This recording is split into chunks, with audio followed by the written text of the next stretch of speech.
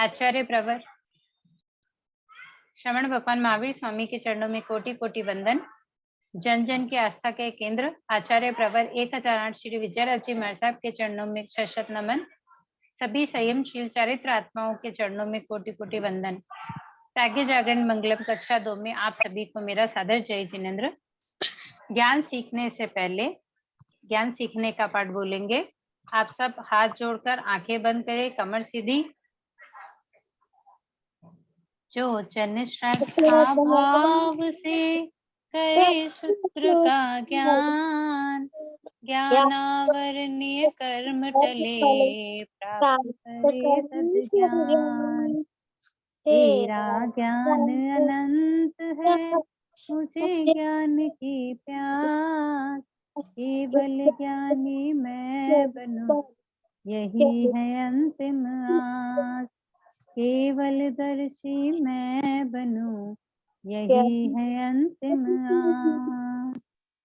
इन्हीं शुभ भावनाओं के साथ विजय वाटिका ई नवकारशाला में आप सभी को सादर जय जिनेन्द्र। गुरु भगवंतों से और अपने गुरुजनों से जो भी मैंने जाना है, सीखा है, वही सब आपके सामने रखने का प्रयास है, गुरुदेव की आज्ञा से, बड़ों की आज्ञा से। पिछली क्लास में हमने 9 अनुव्रत तक कंप्लीट कर लिए थे। अगर किसी को पढ़ने में दिक्कत हो या कोई क्वेश्चन हो तो आप पूछ लें, फिर अपन आगे चलते हैं।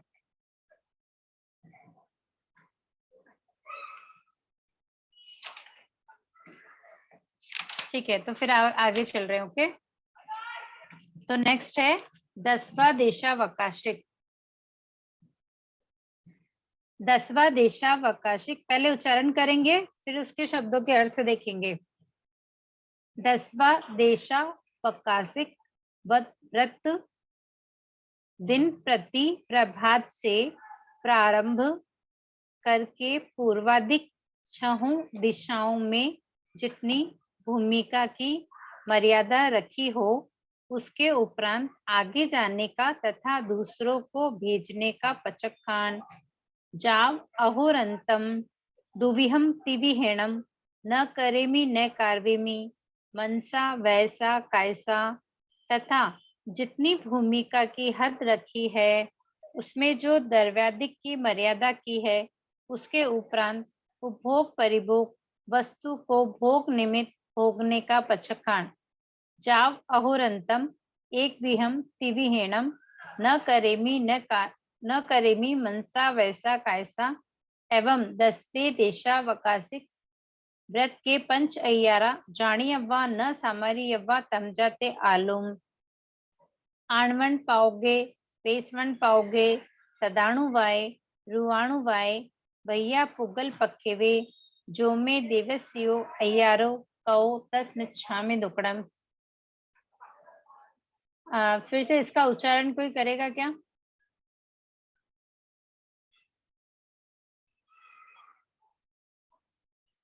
अगर मुझे दोबारा बोलना है तो एक बार बोल दीजिए, मैं वापस बोल देती हूँ, नहीं तो फिर इसके अर्थ ले लेते हैं।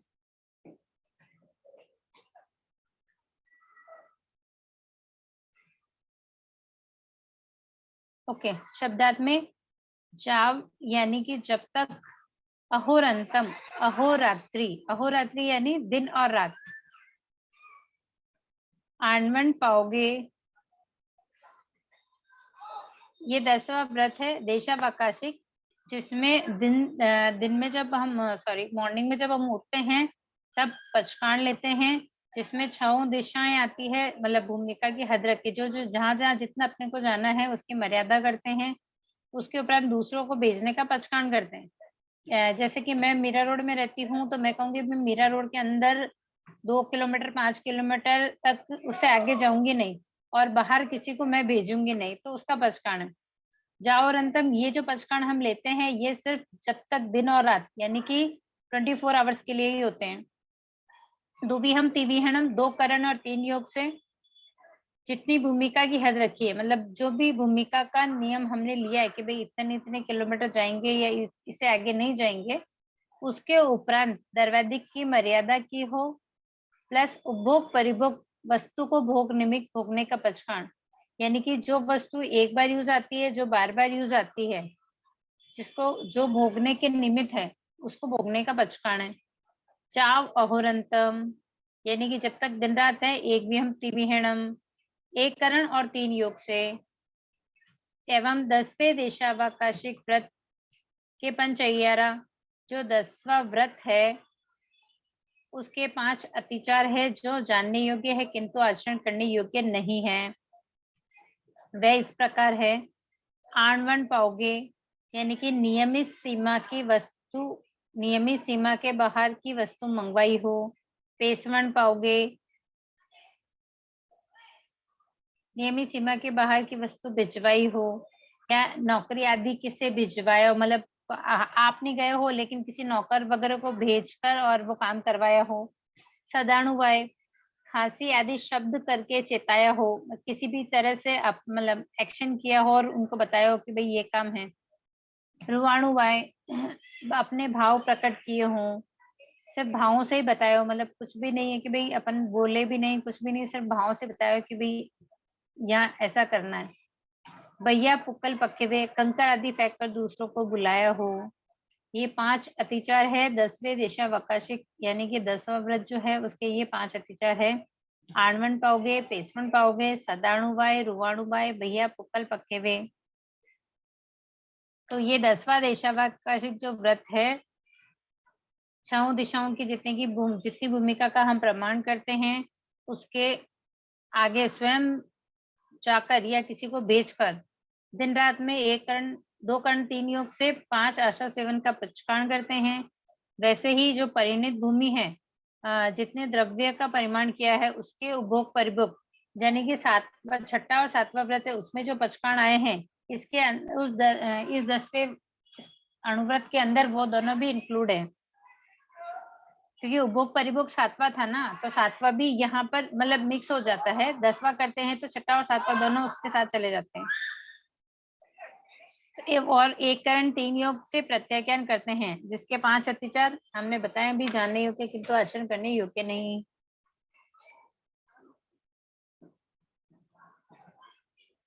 समझ में आया?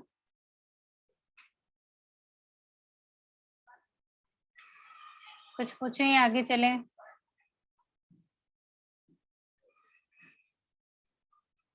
ओके। 11वां परिपूर्ण पोषद व्रत अस्नम पार्णम खाइमम साइमम का पचकाण, अभंग सेवन का पचकाण, अमुक मणि सुवर्ण का पचकाण, माला वर्णक विलेवन का पचकाण, सत मुस्लादिक सावध जोग सेवन का पचकाण, चाव अहोरंतम पजवा सामी दुबिहम तिविहेणम न करेमी न कार्वेमी मनसा वैसा कैसा, ऐसी मेरी सदना परुपना तो है, पोषद का अवसर आए पोषद करूं तब फरसना करके शुद्ध होऊं।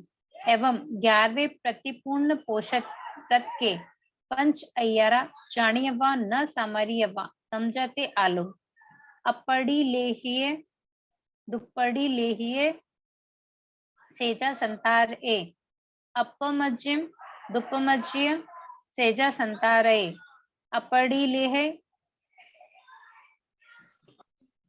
दुप्पड़ी लेहिए उच्चार पार्श्वन भूमि, अपमज्य अपमज्य दुपमज्य उच्चार पार्श्वन भूमि,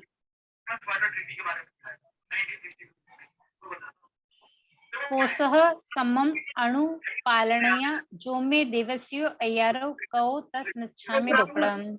नो मैं जा रही हूँ, मैं लीव हो रही हूँ, वैसे मुझे नहीं समझना है। एक मिनट रुक जाओ।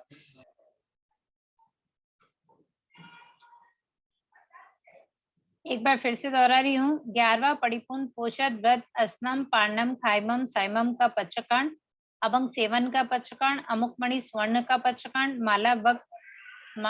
माला वनक विलेवन का पचकाण, सत मुस्लादिक सावध जोग सेवन का पचकाण, जाव अहोरंतम पजवा सामी दुविहम तिविहणम न करेमी न कार्वेमी मनसा वैसा कायसा, ऐसी मेरी सदना परूपना है तो है, पोषद का अवसर आए पोषद करूं तब फरसना करके शुद्ध होऊं। एवं 11वां प्रतिपूर्ण पोषद व्रत के पंच अय्यारा जानियवा न सामरियवा समझाते आलुम, अपड़ी ले है दुपड़ी ले है सेजा संतारे, अपमज्जीय दुपमज्जीय सेजा संतारय, अपड़िलीय दुप्पड़िलीय उच्चार पार्श्वन भूमि, अपमज्जीय दुपमज्जीय उच्चार पार्श्वन भूमि, पोसह समम अणुपालनया जो में देवसी अय्यारो कौ तस मिच्छामि दुक्कडम।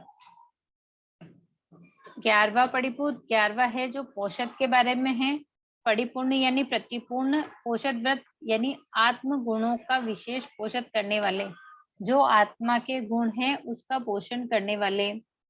असनम यानी कि अनशन, अनशन में जैसे दाल भात रोटी ये सब आते हैं। पानम में पानी यानी कि लिक्विड। खाइमम फल और मेवे, हरे कोई से भी फल होते हैं उसमें आते हैं। मेवा यानी काजू बादाम दाग ये सब उसमें आते हैं। औषधि खाइमम में आती है, कोई सी भी अपन दवाई लेते हैं वो खाइमम में आती है। साइमम, साइमम यानी मुखवास, जो लौंग सुपारी वगैरह जो भी मुखवास के लिए जो यूज करते हैं वो। इन चारों आहारों का प्रत्याख्यान करता हूँ। अब अंग सेवन, मिथुन सेवन का पचखंड त्याग करता हूँ। अमुक मणि स्वर्ण का पचखंड, मणि सोना आदि। अमुक यानी आभूषण, मणि स्वर्ण यानी सोना का मतलब पहनने का पचखंड, यानी कि मणि सोना आदि आभूषण पहनने का पचखंड।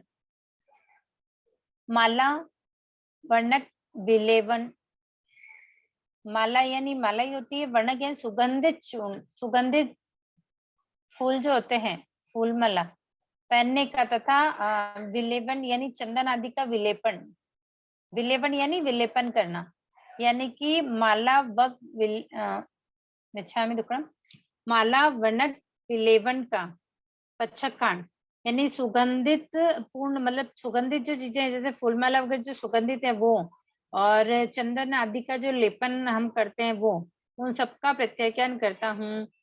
सतमुसलादि शस्त्र जैसे मूसल आदि जो काम में आते हैं। सावध जोग सेवन का पचखंड, लेने रूप सावध योग सेवन का त्याग प्रत्याख्यान करता हूँ। यानी कि मूसल वगैरह जो हम यूज करते हैं शस्त्र के रूप में, उन सबको जो सावध यानी पाप क्रिया करने के जो काम आते हैं उन सबका त्याग करता हूँ। अपड़ी लेहिए न देखा हो, दुपड़ी लेहिए अच्छी तरह से न देखा हो। सेजा संथारय, पोषद में संया संतारा अपमज्जीय प्रमार्जन न किया हो। दुपमज्जीय अच्छी तरह से प्रमार्जन न किया हो। सेजा संतारय संया संथारा का अपड़ी लेहिए न देखी हो, दुपड़ी ले अच्छी तरह से न देखी हो। उच्चार पार्श्वन भूमि, उच्चार पार्श्वन भूमि का अपमज्जियम पूंजी न हो, दुपज्जियम अच्छी तरह से न पूंजी हो। उच्चार पार्श्वन भूमि, उच्चार पार्श्वन भूमि को पोषः समम पोषक का सम्यक प्रकार से पालन न किया हो, अनुपालन न किया हो तो तस मिच्छामि दुक्कडम। यानी कि 11वां परिपूत पोषद है। इस व्रत में 2 करण 3 योग से दिन रात के लिए चारों आहार का सेवन और ब्रह्मचर्य सेवन, सोना रत्न आभूषण आदि, शरीर सजाने के लिए रूप माला वगैरह जो धारण करते हैं वो, विलेपन आदि इत्यादि, शस्त्र मूसल आदि जो सावध व्यापार है, सावध योग को जो बढ़ाता है उनका त्याग करते हैं। इसमें 5 अतिचार होते हैं जो जानने के किंतु आचरण करने योग्य नहीं है। पहला है पोषद में संयम संतारा का प्रतिलेखन नहीं किया हो या विधि पूर्वक नहीं किया हो, प्रमार्जन नहीं किया हो या विधि पूर्वक नहीं किया हो। शारीरिक शरीर धर्म की निवृत्ति हेतु मलमूत्र विसर्जन हेतु भूमि के प्रतिलेखन नहीं किया हो, विधि पूर्वक नहीं किया हो, प्रमार्जन नहीं किया हो या विधि पूर्वक नहीं किया हो।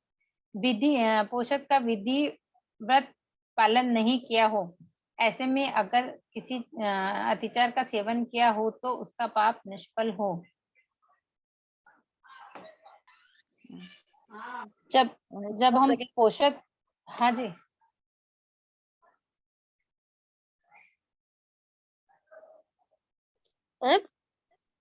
हाँ बोलो ना। जरूरत कितने हैं? 12, हमने 12 स्थूल पढ़े हैं ना, तो उन्हीं का ही बड़ा रूप है, बड़ा अनुव्रत है। उसमें ओनली 4 अतिचार दिए हुए थे। इसके अंदर कितने करण कितने योग से लेते हैं, क्या क्या चीज इसमें आती है, क्या क्या किस किस का त्याग करते हैं, वो सब अनुव्रत में दिया हुआ होता है।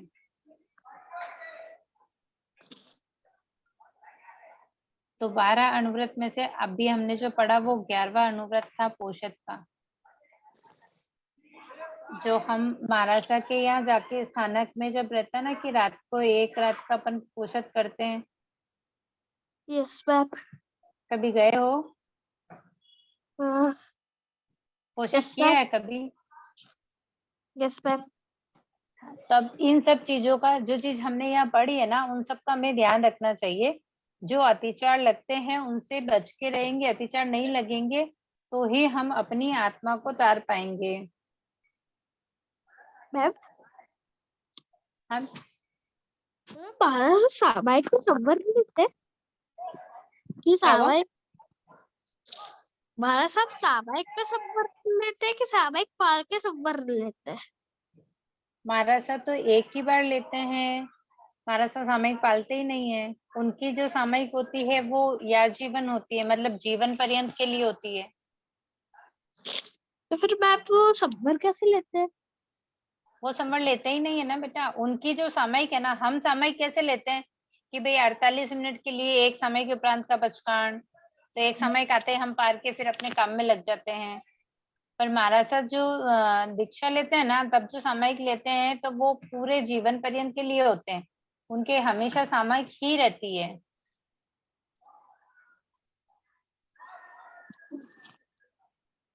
तो फिर मैम उस समय तो महाराज साहब के लिए सोना वाला रहता है? सॉरी वापस बोलो। मैम उस समय के महाराज साहब के लिए सोना अलाउड रहता है? हाँ बेटा, वो याद जीवन है ना, इसीलिए उसमें सोते हैं। अभी अपन भी पोषद करेंगे ना, तो हम भी पोषद में अभी रात को अपन जाके स्थानक में पोषद करते हैं, तो अपन रात को वही जैसे प्रतिक्रमण हो जाता है और जो भी मतलब शंकाएं होती है उसका समाधान होता है, फिर हम सो जाते हैं, फिर सुबह उठ के फिर से प्रतिक्रमण करते हैं। तो पोषद में सो सकते हैं, लेकिन महाराजा हमें महाराजा पोषद करते नहीं है, हमसे तो करवाते हैं ना वो। क्योंकि हम वो जो पोषद करते हैं उसमें थोड़ा समय, मतलब जितने समय का हमने किया उतना समय हम भी साधु जैसे बन जाते हैं कि वो क्या उनका जीवन कैसा होता है या उसमें वो क्या करते हैं उतना हम भी सीख सकते हैं उसे।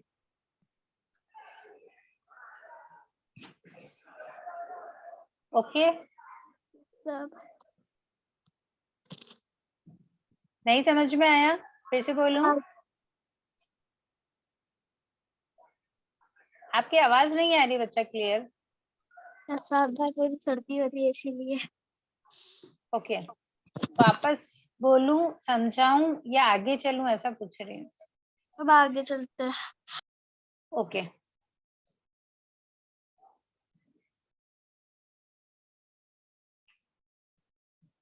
नेक्स्ट है 12वां अनुव्रत, 12वां अतिथि संविवाह।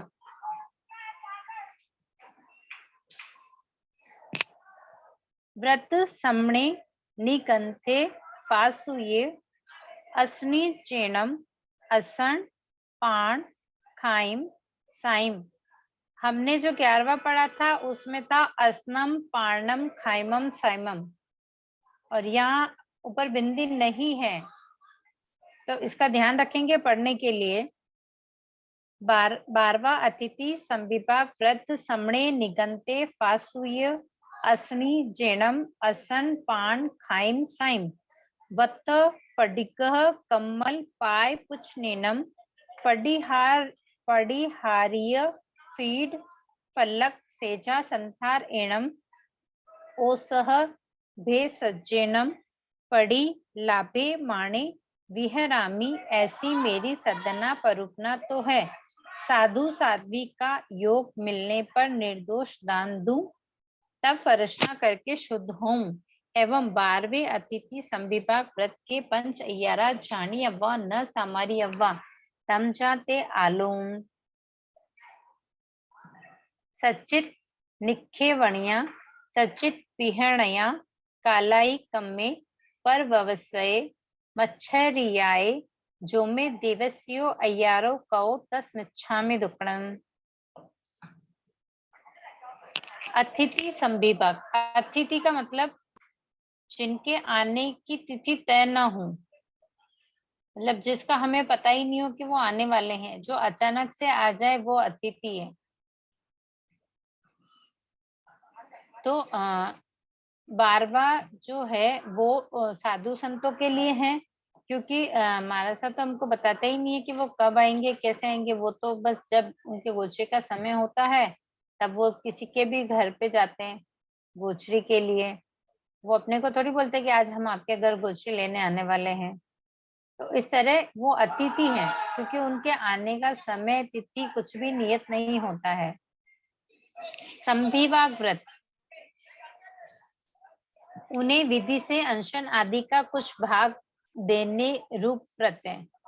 मतलब जब मानसा हमारे घर पधारते हैं तो हम क्या करते हैं कि जो भी हमने अपने लिए बनाया है उसी में से ही हम उनको बहराते हैं। तो अपना जो आहार है उसमें से कुछ हिस्सा, कुछ भाग उनको बहराना संविभाग व्रत कहलाता है। समने यानी श्रमण, निगंथे यानी कि निर्ग्रंथ, जो स्त्री और परिग्रह के त्यागी होते हैं। क्योंकि जैसे जो मानसा बनते हैं 5 महाव्रतधारी होते हैं, अगर पुरुष है तो स्त्री का त्याग करते हैं और स्त्री है तो पुरुष का त्याग करते हैं। मैम हाँ मैम वॉइस क्लियर नहीं आ रहा है। सॉरी, मैम आपकी वॉइस क्लियर नहीं आ रही है। ओके अब आ रही है। इस पर मैम माइक ऑन है किसका?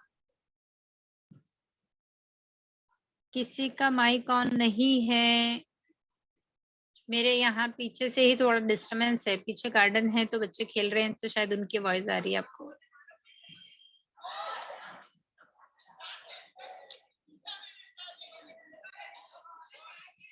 मेरी आवाज आ रही है? Yes ma'am. ओके, एक बार वापस से बोल देती हूँ। अतिथि जिनका आने का समय निश्चित नहीं होता है। संविभाग व्रत, हम अपने लिए जो आहार बनाते हैं उस आहार का कुछ भाग हम उन्हें बहराते हैं, वो संविभाग व्रत कहलाता है। समणे यानी श्रमण करने वाले। निगंथे निर्ग्रंथ, जो निर्ग्रंथ होते हैं, जैसे स्त्री और परिग्रह का के त्यागी होते हैं। तो जो साधु होते हैं वो स्त्रियों के त्यागी होते हैं और जो साध्वियां होती है वो पुरुष के त्यागी होती हैं। फासुये यानी प्रासुक, जीव रहित अचित जो होता है। प्रासुक यानी अचित, क्योंकि मारसा अचित ही ले जाता है ना, सचित नहीं ले जाता। अभी सचित पानी मारसा नहीं ले जाएंगे अपन, दोवन हम दोवन पीते हैं और दोवन करेंगे तो ही वो लेके जाएंगे। अस्नि जैनम एशनीय यानी कि आधा कर्म आदि दोष रहित, जो एशनीय है 42 दोष है आहार आदि के, उन दोषों को टालकर उनकी गवेषणा करके मारसा गुजरी पानी लेकर जाते हैं। मतलब आहार और पानी मारसा लेकर जाते हैं, तो वो एशनीय दोष मतलब दोषों को टालकर। असनम पानम यानी कि भोजन और पानी। असनम पानम का बाकी का अर्थ आगे अपन ने पढ़ा था अभी। असनम का मतलब क्या होता है बताएंगे एक बार याद करके?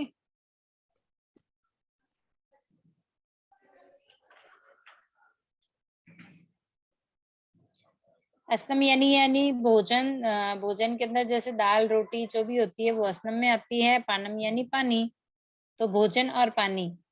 खाइम और स्वादिम, खाइम साइम, खादिम और स्वादिम यानी कि मेवा फल वगैरह और मुखवास वगैरह। वस्त्र, वत्थ यानी वस्त्र, पडिगह यानी कि पात्र, कंबल यानी कंबल, पाय पुछ नेनम, पाद पोचन यानी कि रजोहरण, पडिहारिय यानी कि पडिहारी जिन्हें साधु लौटा देते हैं। ऐसे जो 14 निर्दोष वस्तुएं बताई गई है उनमें से ये जितनी भी चीजें भी मैंने ऊपर बोली है उनको साधु वापस लौटा देते हैं। उनको नहीं लौटाते हैं। जो सॉरी, जो अभी ऊपर बताए गए हैं वो मानसा जब लेते हैं तो उनको कैसे लौटाएंगे, क्योंकि आहार पानी वो ले जाएंगे, आहार पानी तो वो करेंगे ना, तो हमको रिटर्न कैसे देंगे। तो जो अप्रतिहारी होता है उनको लौटाते नहीं हैं, और जो प्रतिहारी होते हैं उन्हें साधु वापस लौटा देते हैं।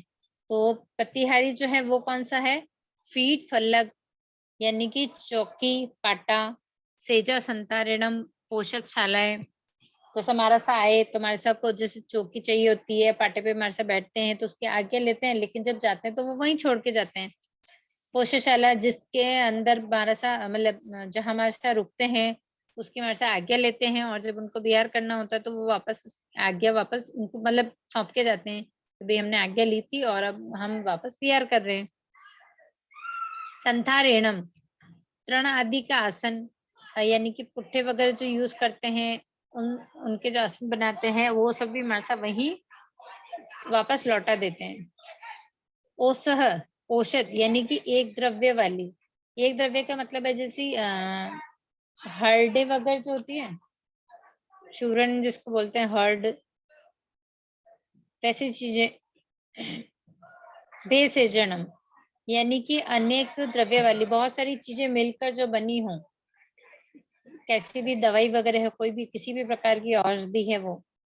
पड़ी लाभे माने प्रतिलाभित करता हुआ गुरु बुद्धि से देता हुआ विहरामी विचरण करता हूँ।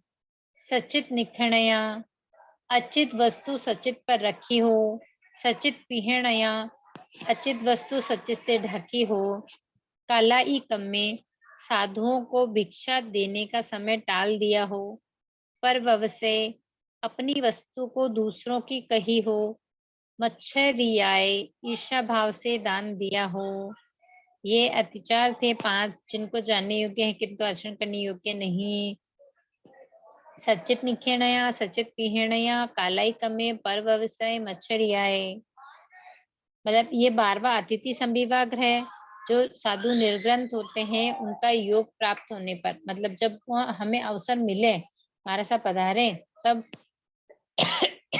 भिक्षा में दुक्कड़म 14 प्रकार के जो सुपात्र दान होते हैं उन दानों को देने के हम भाव रखते हैं।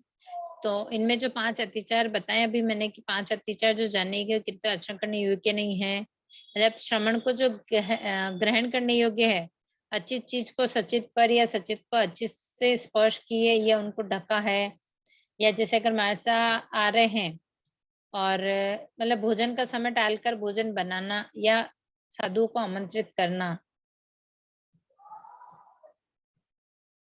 भोजन का समय है उसको टाल रहे हैं अपन कि नहीं अभी तो भोजन का समय जाने दो यार, अभी मारसा आएंगे, या फिर मारसा को आमंत्रित करके आए कि नहीं मारसा आप गुजरी पधारो, फिर अपन खाना बना रहे हैं।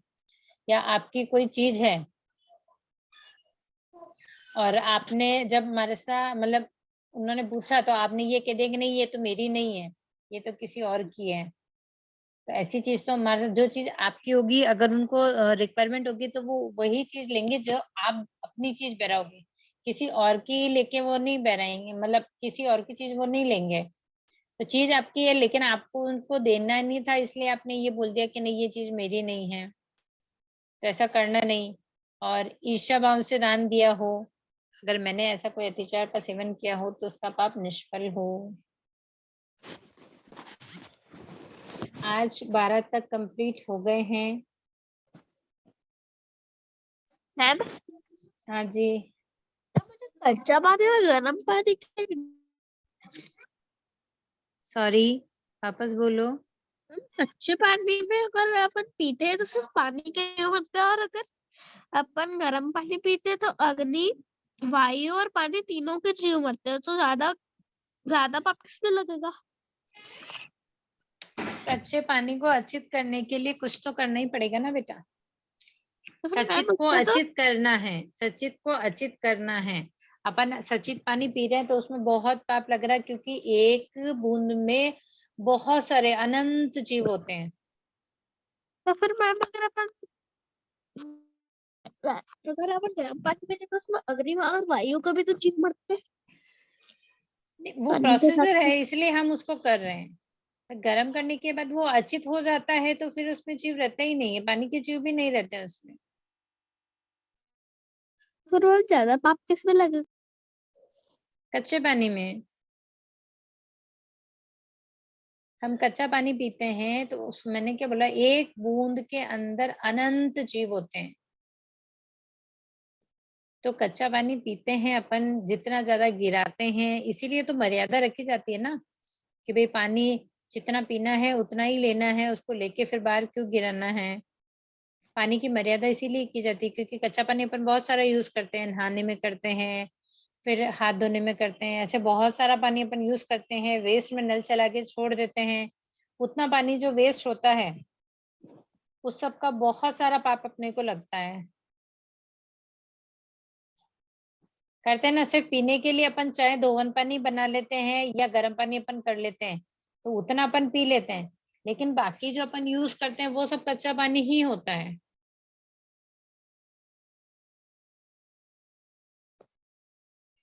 बराबर। इसमें तो कच्चा पानी के लिए अपने को इसीलिए बोलते हैं कि भाई कच्चा पानी नहीं पीना, कच्चे पानी से अनंत जीवों की हिंसा होती है, इसीलिए हम दोवन पानी पीते हैं। ओके, तो आज प्रतिक्रमण में इतना ही रखेंगे। 12 अनुव्रत कंप्लीट हो गए अपने। हाँ बोलो ना। मैं जो मैं ट्यूशन जाता हूँ वहाँ पे भी मैम ने ना एक ड्रामा करवाया बच्चों को वाटर के ऊपर, कि उसमें रामू काका बोलते हैं कि आज कार को अच्छे से पानी मार कर धो दो, तो वो बोलते हैं पानी अच्छे से क्या होता है, एक बाल्टी से भी तो धो सकते हैं। तो उन्होंने बोला मेरी कार मेरा पानी तुमको क्या। फिर सीट 2 में बोलते हैं अंकल अंकल आपकी पानी की टंकी भरा गई है, जाके उसको बंद कर दो, आपका तो रोज का ही है। मैं कैसे बंद करूँ उसको, जाके बैठ जाऊँ क्या उसके ऊपर। फिर वाटर बोलता है कोई मुझे नहीं समझता, कोई मेरी वैल्यू नहीं करता, सब मुझे खत्म करने पर तुले हुए हैं। फिर आता है 2050। उसमें सीन वन में होता है मम्मी मम्मी मुझे बहुत प्यास लगी है, जल्दी से अलमारी की चाबी दे दो ना। क्वालिटी बेटा बस एक बॉटल ही पानी है, इसमें से सबको पूरा दिन निकालना है, तुम्हें सिर्फ ओके। एक सीट ही मिलेगा, ठीक है। तो फिर आता है सीट 2। अरे बेटा उठो, स्कूल नहीं जाना क्या? मम्मी 4 दिन से मुंह भी नहीं धोया, आज भी ऐसे ही स्कूल जाऊंगी क्या? मिलेगा ना। पर तभी स्प्रे से उसके पूरे मुंह पे लगा देते हैं। ओके, तो वही है कि पानी की कीमत को भी समझना होगा। ऐसा तो अभी पानी की शॉर्टेज होती है इसलिए अपन कह रहे हैं, लेकिन हमारे यहाँ तो आगमों में कहा गया है, क्योंकि अभी साइंस क्या बोलती है कि एक बूंद के अंदर 36,000 जीव होते हैं, ऐसा ही बोलते हैं ना। 46। हाँ, नहीं 36। 46। 36 ऐसे बोलते हैं। साइंस ने ऐसा जो रिसर्च किया वो बोलते हैं कि भाई एक बूंद के अंदर 36,000 जीव होते हैं, बराबर। लेकिन हमारे आगम में या भगवान ने हमारे जिनवाणी में भगवान ने कहा है कि एक बूंद में अनंत जीव होते हैं। इसीलिए हम कच्चा पानी को पका के या उसको सचित से अचित करते हैं, फिर अपन उसको यूज करते हैं। लेकिन तो भी पूरे घर में जितना अपन पानी यूज करते हैं ना, सारा पानी अपन अचित नहीं कर पाते हैं। इसीलिए कम से कम उतना रहता है कि जितना पानी हम पी रहे हैं, कम से कम उसको तो हम सचित से अचित कर सकते हैं और उसको अचित करके पिए। तो फिर आपकी आवाज ब्रेक हो गई है।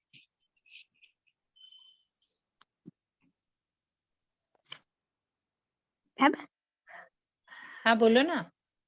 मैम मेरे पास धोवन पानी बनाने के लिए जो राख राख डालते उससे क्या होता है? उससे ये है कि धोवन पानी से सिर्फ अपन राख अगर सिर्फ ऐसे पानी में अगर घुमा रहे हैं तो वो धोवन नहीं बनता, फिर वो घोलन बोलते हैं उसको। क्योंकि ना इसका धोवन पानी बनाने का प्रोसीजर होता है ना, जो बर्तन अपने होते हैं, जैसे मम्मी को कभी पानी छानते हुए देखा आपने?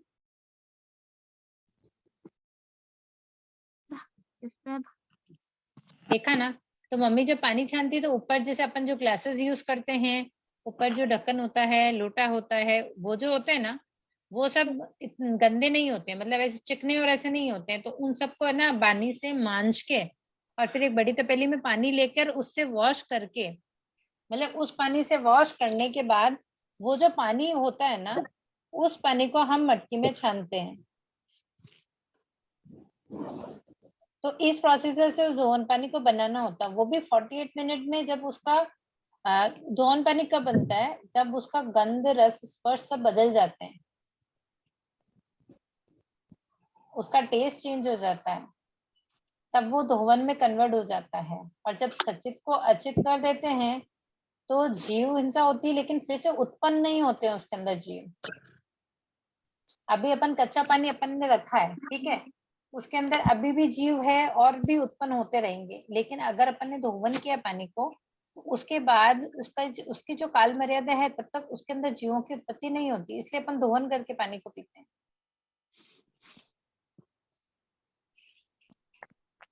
Okay, yes ma'am. समझ में आया?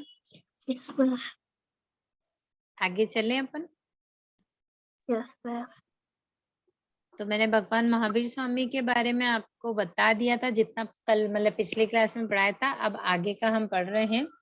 तो आगे उनकी साधना और सिद्धि, मतलब भगवान महावीर स्वामी ने साधना कैसे प्राप्त की, उनको क्या सिद्धि थी, कैसे क्या उनके साथ हुआ, उसको अपन पढ़ेंगे।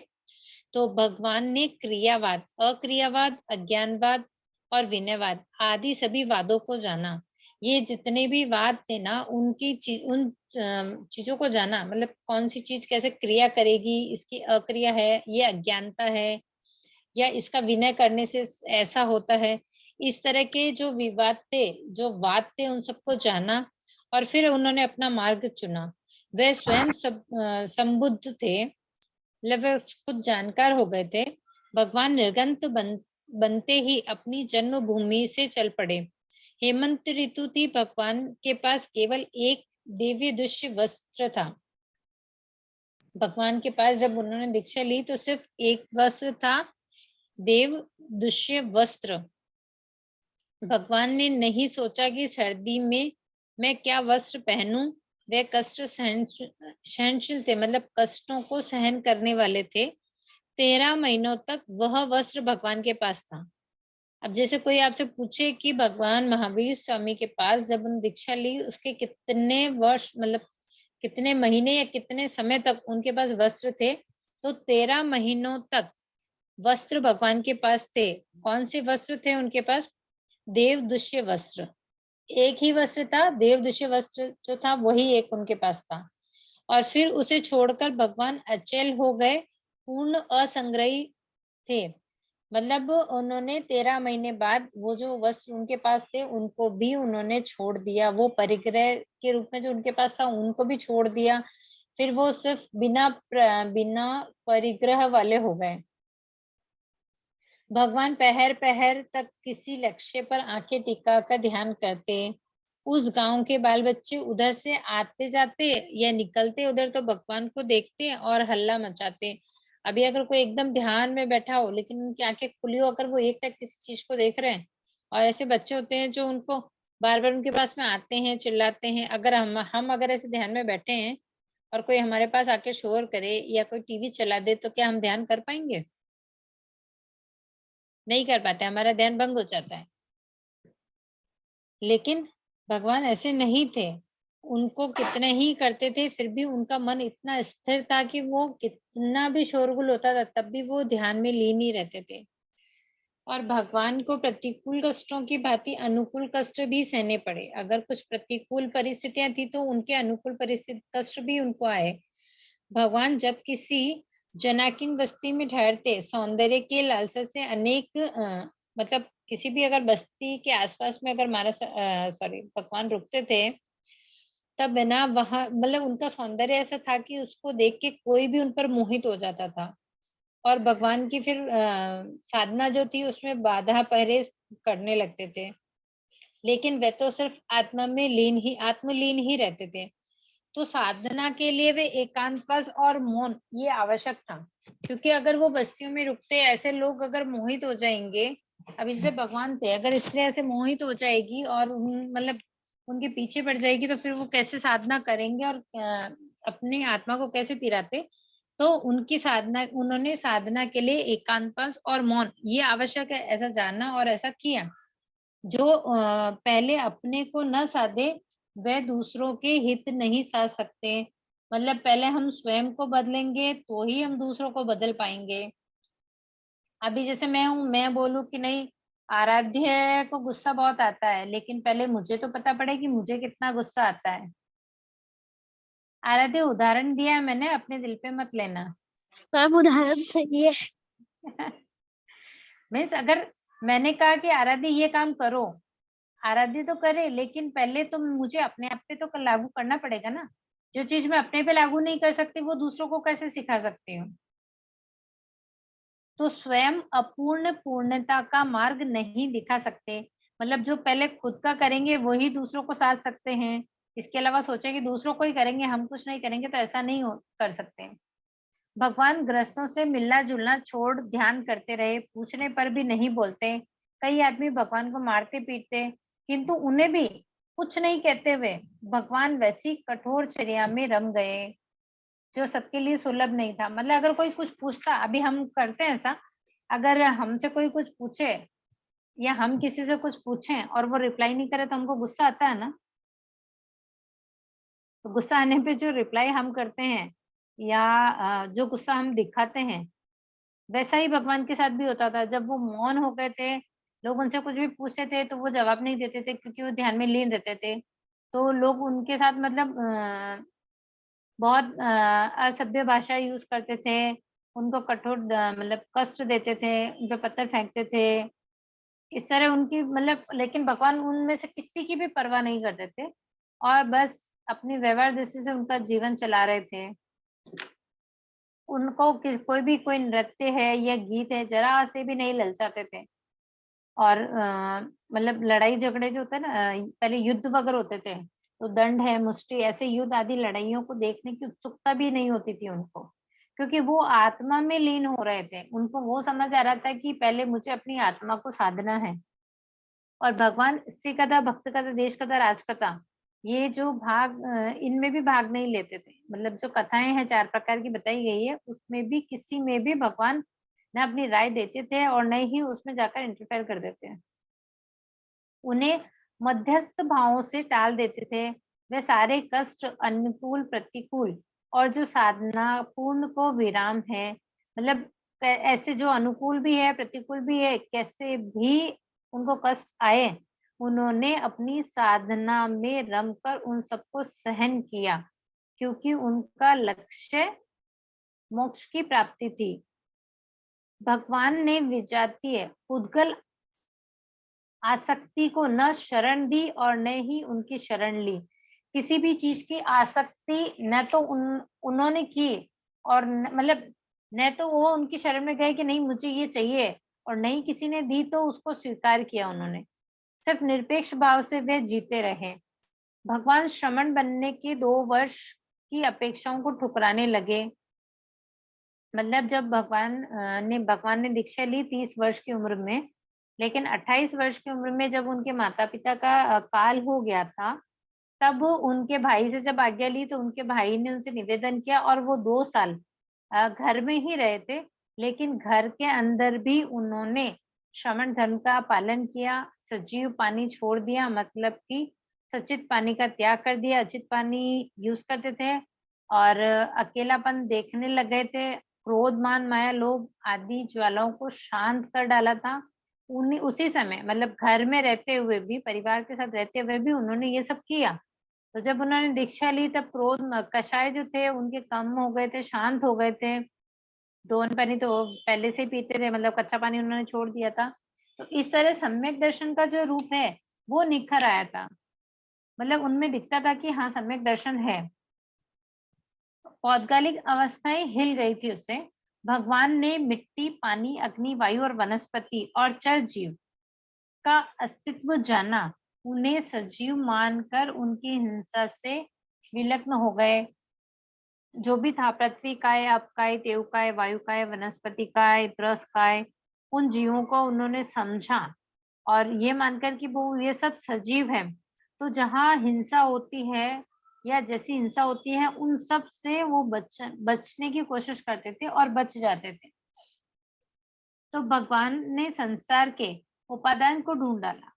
उनके अनुसार उपाधि परिग्रह से बंधे हुए जीव कर्मबंध होते हैं, मतलब जितना परिग्रह रखेंगे उतने ही ज्यादा कर्मों का बंध होगा और वही कर्म संसार में भ्रमण का कारण बनेगा। तो कर्मों का जो स्वरूप जानकर उनसे अलग हो जाए, मतलब कर्मों का स्वरूप जाना कि कौन से कर्म है, बंधेंगे, कितने पाप होंगे, उन सबको जानकर जो अलग हो जाए, भगवान ने स्वयं को अहिंसा के जीवन में उतारा। मतलब इसलिए भगवान ने कहा हिंसा नहीं करेंगे, हिंसा करेंगे ही नहीं तो ये सब बाकी के होंगे ही नहीं, और दूसरों को भी उसी का ही मार्गदर्शन दिया। मतलब अहिंसा परमो धर्म ऐसा ही कहा उन्होंने, ऐसा ही सबको सिखाया, उपदेश दिया। और वासना को सर्व कर्म प्रवाह का मूल मान भगवान ने स्त्री का संग छोड़ा।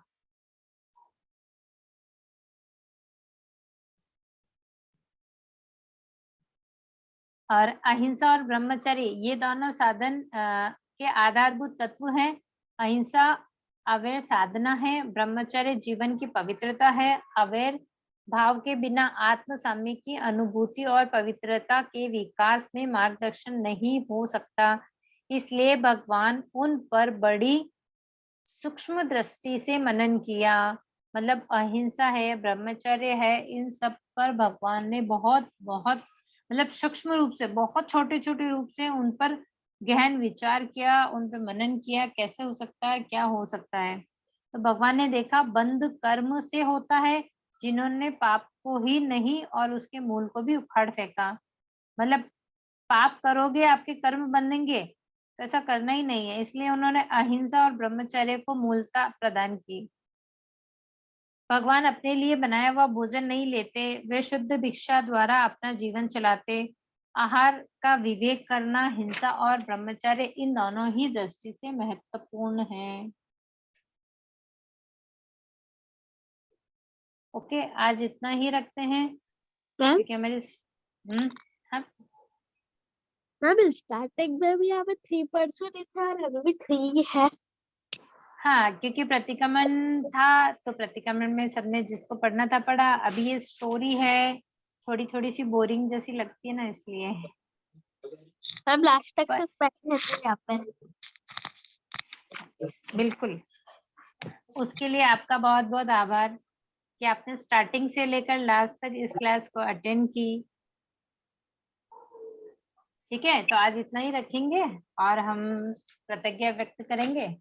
तो बोलेंगे आप आराध्य, सर पीछे वाली प्रार्थना बोलेंगे, सर बोलिए।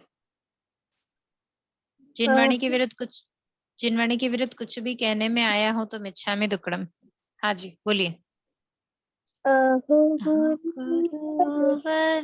कृपा करी, दीनी ज्ञान की दान, भव भव में ना भूलेंगे, आपका उपकार हो गुरुवर, आपका उपकार। ऐ विनय जो हो गया उसको माफ करो, मेरे सारे कर्म कलुष को आप ही साफ करो, ओ गुरुवर आप ही साफ करो। बोलिए श्रमण भगवान महावीर स्वामी की जय। जय। आचार्य प्रवर 1000 श्री विजयराज जी महाराज साहब की जय। जय। सभी संयमशील चरित्र जय। जय। इसी के साथ सबको सादर जय श्री राम। साहब कुछ भी कहने में आया तो विचार दुक्कड़म। जय जिनेंद्र। जय श्री राम।